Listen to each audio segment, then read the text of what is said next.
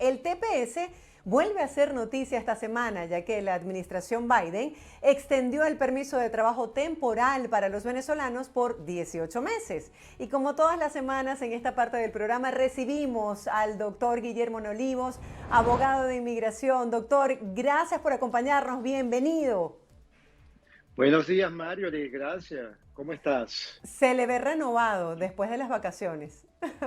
Bueno, claro, tú sabes, después que uno descansa unos días, pues siempre la energía vuelve. Hace falta tomarse una pausa, tomarse café con tranquilidad, ver el paisaje para regresar lleno de energía otra vez y seguir con la lucha.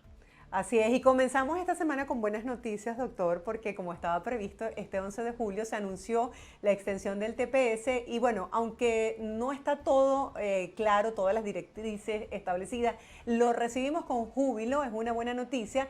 Y bueno, queríamos que nos aclarara un poco quiénes son los beneficiados de esta medida, de esta extensión. Sí, claro, bueno, por supuesto que es le damos una buena acogida a esta medida del gobierno, ya que las condiciones en Venezuela no han mejorado, seguimos con un gobierno que continúa abusando, violando los derechos humanos de los ciudadanos. Y bueno, ese fue el análisis que dio el secretario Mayorkas para extender el estatus de TPS. Los beneficiarios del estatus, de esta extensión del estatus TPS, serían las mismas personas o los mismos venezolanos que fueron inicialmente beneficiarios del estatus inicial, de la proclamación inicial. Aquellos venezolanos que estaban presentes físicamente y han estado residenciados continuamente en Estados Unidos para marzo 8 y 9 del año 2021. Lamentablemente no se ha logrado extender ese periodo de registro que se ha solicitado hasta diciembre 31 del 2021, que para todos estos venezolanos que entraron después de la fecha de registro inicial. Es importante destacar que las personas tienen que haberse registrado para el registro inicial, ¿ok? Entonces todavía tienen tiempo hasta el 9 de septiembre de este año, si no lo han hecho todavía, de acogerse al estatus de TPS y también beneficiarse con la extensión que el presidente o que la administración de Biden ha proclamado. Doctor, desde que se emitió esta noticia, hay muchas familias venezolanas, específicamente 350.000 que pudiesen acogerse a este proceso, que están durmiendo, descansando con tranquilidad, que le dan gracias a este gobierno por esta medida. Pero por otro lado, veíamos también las declaraciones de Carlos Vecchio, quien aseguraba que 250.000 personas no pueden acogerse a este programa porque no se ha logrado la ampliación del beneficio. ¿Qué pasaría con ellos? ¿Qué opciones tienen estos venezolanos? Bueno, mira, es cierto, es lamentable que un gran porcentaje, tú lo has dicho, más de 200.000 compatriotas, pues no se han podido beneficiar de esta medida. Ellos van a tener que continuar por los caminos o las vías existentes para tratar de obtener una permanencia, una estadía permanente en este país. Vale decir, solicitar asilo, entrar en una relación con un ciudadano o ciudadana americana que le permite entonces acogerse o a la ley de ajuste de estatus y poder obtener la residencia permanente. O analizar qué otras opciones esa persona tendría, pero por vía de TPS pues no tienen opción.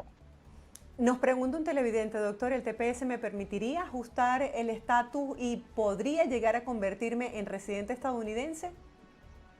Mira, esta es una pregunta bastante recurrente porque hay dudas, ¿verdad? Siempre los caminos no están claros. Algo que sí tenemos claro es que el estatus de TPS por sí solo no te lleva a la residencia permanente. ¿Qué quiero decir con esto? Que no existe en las reglas, en las regulaciones, una provisión que diga una persona que acumule tantos años o tanto tiempo con estatus de TPS automáticamente puede aplicar para la residencia permanente. Entonces, sin embargo, acuérdate que hablamos de esta medida nueva que el presidente otorgó, de este permiso de viaje especial para los que tienen TPS, de poder salir, entrar y luego ajustar estatus basado, obviamente, en una petición colateral, en una petición de una visa de inmigrante, sea por empleo, sea por matrimonio con un residente permanente, una residente permanente. Entonces, esto le daría posibilidad a todas estas personas que están con estatus de TPS, que no están en una relación con un ciudadano americano, que no entraron legalmente al país, de poder luego entonces ajustar estatus una vez que esta petición colateral sea aprobada. Doctor, ¿qué pasa con esas personas que están a punto de vencérsele el TPS? ¿La renovación llega de manera automática o ellos tienen que hacer algún tipo de procedimiento para solicitarla? Mira, nosotros, como esto es algo nuevo para nosotros los venezolanos, pues siempre observamos los casos anteriores de otras nacionalidades. Las nacionalidades que tienen TPS, la renovación ocurre de manera automática. Quiere decir que el gobierno extiende automáticamente el permiso de trabajo, el estatus de TPS. Sin embargo, para el caso de los venezolanos, como bien lo dijo el secretario, hay que esperar entonces que salga en Gaceta, lo que se conoce aquí como el registro federal, nosotros lo conocemos como Gaceta Oficial, las regulaciones implementando esta extensión del TPS. Se comenta que personas que tienen el TPS, que han aplicado para el TPS, pero que todavía no han tenido una resolución, pudiesen entonces quedarse tranquilas porque la resolución de su aplicación vendría con una aprobación de vencimiento para el 10 de marzo del 2024. De todas maneras, hay que estar muy atento a estas regulaciones para entonces saber cómo vamos a actuar. Ahora, las personas que ya tienen el TPS aprobado y la implementación requiere que esta persona realice una solicitud por medio de un formulario, entonces habrá que presentar ese formulario. Doctor, justamente un televidente nos pregunta, ¿qué pasa si no me ha llegado más nada que el recibido del TPS? ¿Es suficiente? ¿Se puede quedar tranquilo con ese recibido? Sí, por supuesto. Esto es como cuando tú solicitas una extensión de estatus, un cambio de estatus. Tú estás en un proceso. Obviamente, esto no quiere decir que tú ahora puedes agarrar un avión, irte para las Islas Vírgenes, irte para Puerto Rico, porque no. O sea, tú tienes que mantenerte dentro de Estados Unidos, lo que es el continente, ¿ok? Quizás Hawái, porque es parte de los 50 estados, pero esto sí te da seguridad de que por lo menos no va a haber un intento del gobierno de quererte expulsar del país. Claro, tampoco esto excusa que la persona tenga una conducta no adecuada, ¿verdad? A su estatus. ¿Qué quiere decir esto? Bueno, si tú no tienes un permiso de trabajo, entonces no puedes trabajar legalmente en el país, ¿ok? Entonces tienes que tener mucho cuidado en el tipo de actividad que realizas para que no caigas bajo el radar de los agentes de lo que sería protección interna, seguridad interna del país. Doctor, hay mucha gente que se confunde y que piensa que con la aprobación del TPS puede viajar por las Islas Vírgenes, por ejemplo, Puerto Rico. ¿Cuáles son las diferencias? ¿Es solo por el territorio estadounidense? Bueno, con un TPS aprobado ya tú tienes un estatus, ¿verdad? Y si pudieses ir a Puerto Rico, si pudieses ir a las Islas Vírgenes, ¿no? No pudieses hacerlo si tu estatus todavía no ha sido adjudicado. Ahora, para salir del país, o sea, para salir a otra nación, visitar otro país, sí vas a necesitar este permiso especial, ¿ok? Que el gobierno acaba de otorgar. Entonces, no es para nada recomendable que la persona salga del país sin obtener primero este permiso, porque significa, si no lo obtiene, significa que no va a poder regresar, no le va a dar, el gobierno no le va a permitir el regreso, la entrada al país con estatus de TPS. Perfecto. Doctor, otro beneficio que justamente está próximo a vencerse, justo el 20 de julio, si mal no recuerdo, es el DED.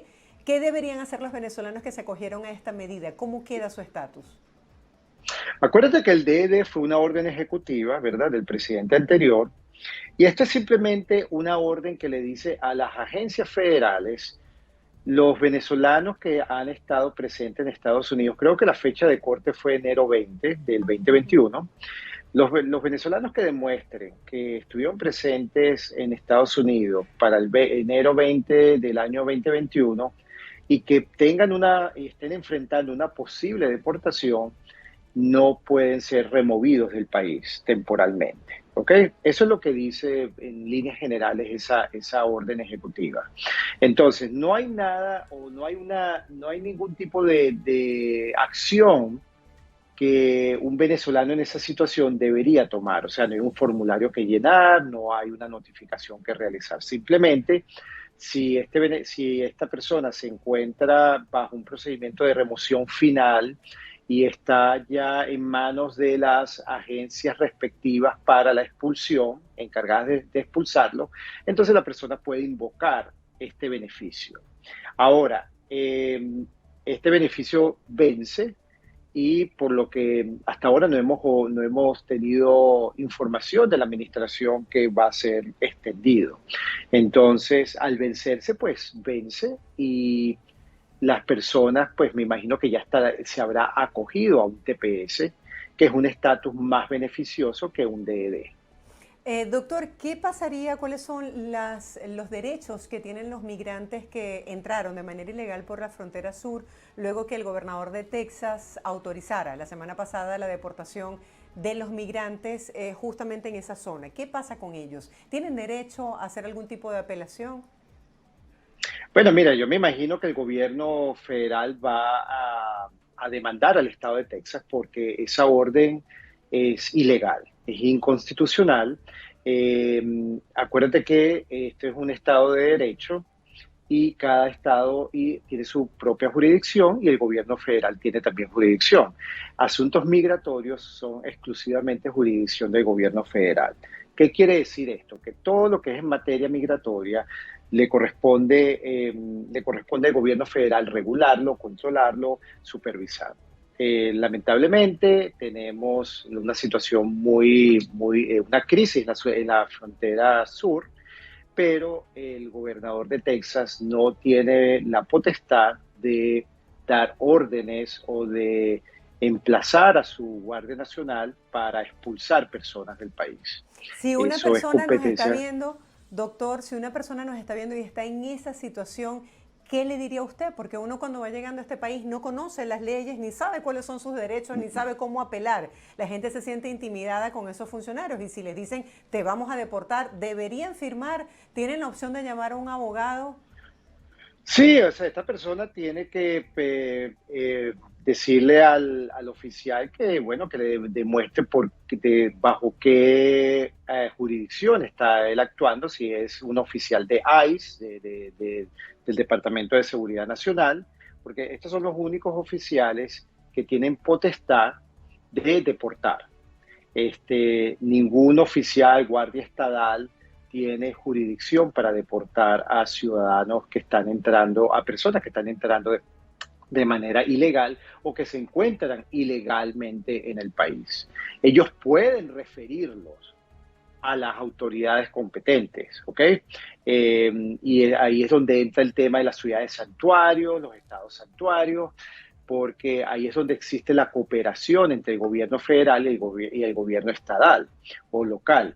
Pero el gobierno federal mantiene la jurisdicción de realizar todo el procedimiento necesario para expulsar a una persona. Los estados no tienen potestad de declarar deportación de alguna persona.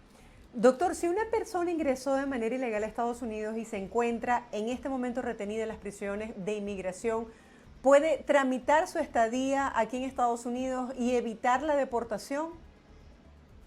Bueno, mira, generalmente cuando una persona entra de manera ilegal, el procedimiento, hay varios procedimientos como el gobierno procesa a esta persona y puede ser que la mantenga en detención, ¿ok?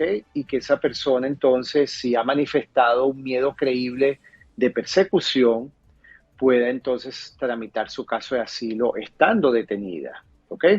Ahora, otro tipo de visa, otro tipo de estatus sería muy difícil, ya que la persona de por sí está entrando de manera ilegal y acuérdate que para conseguir un estatus permanente en el país, tú tienes que haber entrado de manera legal, perdón, o pedir un perdón dependiendo de las circunstancias de cómo tú estás consiguiendo ese estatus permanente.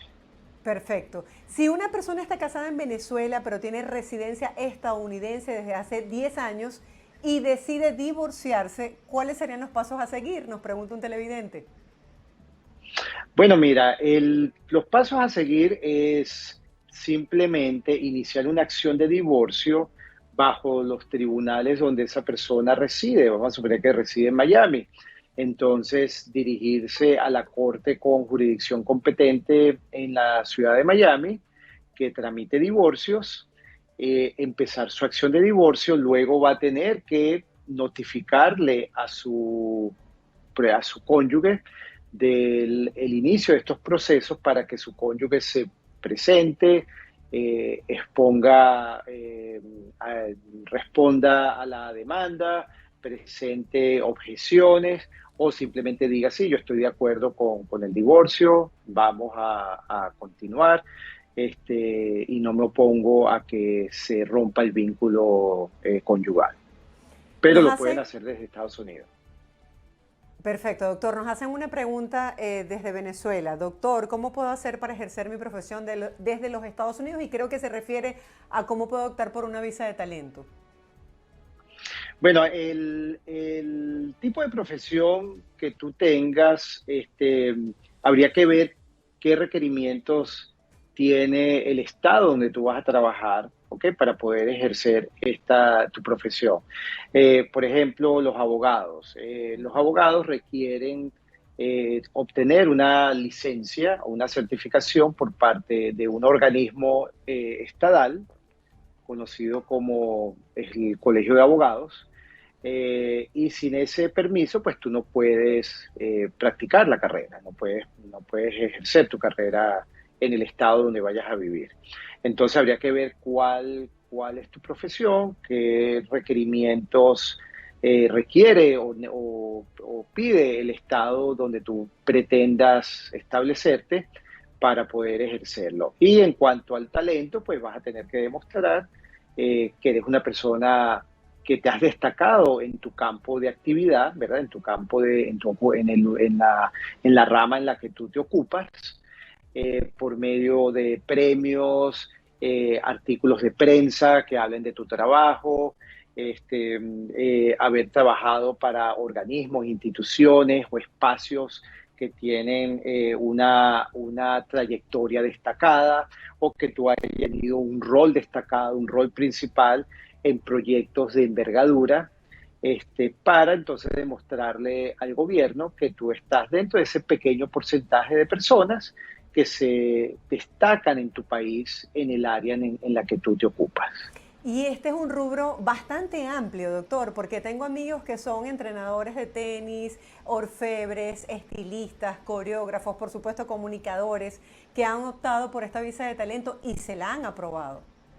Claro, claro, porque esto cubre la ciencia, las artes, la educación, el deporte, en los campos profesionales. Entonces, en donde tú te desarrolles en el campo culinario, donde tú te destaques, que puedas demostrarlo y que eso es tu sustento, ¿verdad? Que eso es algo que tú vienes a explotar en este país. Entonces, pues es una posibilidad es una buena posibilidad para conseguir una visa de talento para poder vivir acá en Estados Unidos. Habría que analizar si ese talento que tú tienes te puede llevar ya a la residencia permanente o simplemente a la visa O, que es la visa de talento, porque pues las exigencias son un poco más bajas para ese tipo de visa. Si una persona con residencia permanente es expulsada de Estados Unidos, ¿puede volver a tramitar la residencia a futuro? Bueno, habría que ver por qué la están expulsando. Hay varios remedios, varios auxilios migratorios que se pueden aplicar, ¿ok? Si es por abandono, ¿verdad? Porque la persona se quedó fuera de Estados Unidos, pues sí tendría que volver a iniciar un proceso desde cero, ¿ok? Pero si es porque la persona fue acusada de un crimen, un delito, alguna causal de deportación, entonces habría que ver si esa persona pudiese calificar para algún tipo de perdón, para algún tipo de cancelación de la deportación. Doctor, cuando una persona en familia ha solicitado un proceso para obtener un estatus migratorio en Estados Unidos y de pronto se separa, ¿cómo queda ese proceso? ¿Tienen que volver a empezar cada uno por separado?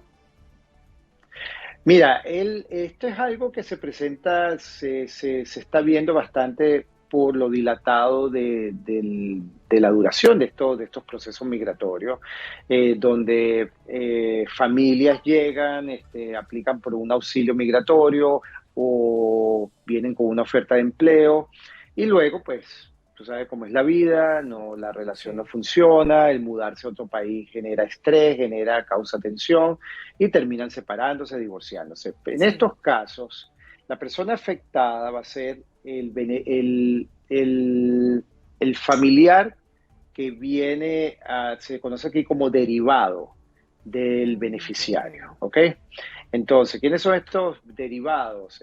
Son, si, vamos a suponer, si yo tengo una oferta de empleo, yo estoy casado y tengo hijos, mi esposa, esposo, y yo soy el que tengo la oferta de empleo, entonces el cónyuge, al yo separarme, al haber un divorcio, queda fuera de ese beneficio migratorio, si ese beneficio migratorio todavía no se ha completado. Ahora, si ya el proceso se completó y ya las personas tienen residencia permanente, pues ya no importa, pero, por ejemplo, se gana un asilo, tú lo introduces, tú tienes tu esposo y luego la relación, luego de que consiguió en el asilo, la relación se rompió, pero aún no se han divorciado, pudiesen iniciar el proceso para la residencia permanente, pero si en el interín de espera para la residencia permanente hay el divorcio y el vínculo se acaba, el gobierno pudiese excluir entonces al cónyuge derivado de ese beneficio. Doctor, ya para cerrar, porque se nos fue el tiempo, la última pregunta de un televidente, doctor Guillermo, ¿hay alguna manera de tomar acción legal ante un retraso sobre la decisión de mi caso por parte de UCIS? Bueno, hay casos donde tú puedes demandar al gobierno, ¿ok? En corte federal para que el gobierno produzca una decisión en tu caso, ¿ok? Puede ser en los casos de naturalización, donde tú puedes decirle al gobierno, a demandar al gobierno y decir, bueno, ustedes se han demorado demasiado en este caso. También en casos de espera de decisiones por una decisión de asilo, pues se pudiese ir a la corte y demandar a la agencia específica para que entonces diga por qué no ha emitido una decisión. Claro, todo esto después de que usted ha agotado todas las Todos los vías recursos, claro. administrativas necesarias o que que existen para lograr que se produzca una decisión. Claro, porque es un tanto riesgoso solicitar un estatus y al mismo tiempo demandar al gobierno. Y con los retrasos que se han visto después de la pandemia, ya uno no Ujú. sabe cuáles son los tiempos normales y cuáles no. Bueno, a veces es la solución de mandar al gobierno, porque a diferencia de lo que nosotros venimos acostumbrados, donde el gobierno en Venezuela siempre gana, ¿ok? Los jueces tienen miedo de ir en contra del gobierno, o la gran mayoría de los jueces. Aquí es distinto. Aquí el gobierno sí tiene responsabilidad, una corte sí puede reclamarle al gobierno, un juez, decir, bueno, ¿por qué se está demorando? ¿Por qué usted está privando a esta persona de una decisión, de un derecho? Explique cuál es el retraso, explique. Y esto conlleva a que internamente las agencias se comuniquen y se produzca una decisión. Doctor, gracias por acompañarnos, por responder a las preguntas de nuestros televidentes y por este tiempo tan valioso en medio de la agenda tan dilatada que sabemos que tiene. Bienvenido a la realidad. Espero que tenga una realidad y una semana muy linda desde Nueva York. Y un beso y un abrazo Gracias, grande. Será hasta un gracias. próximo encuentro. Gracias, gracias. Y bueno, estaremos viéndonos la semana que viene. Esperemos que ya tengamos las directrices de cómo se va a implementar esta extensión del TPS y entonces podamos proveerles a todos ustedes ya información concreta con los pasos exactos a lo que debemos realizar para seguir en este viaje pues, de TPS.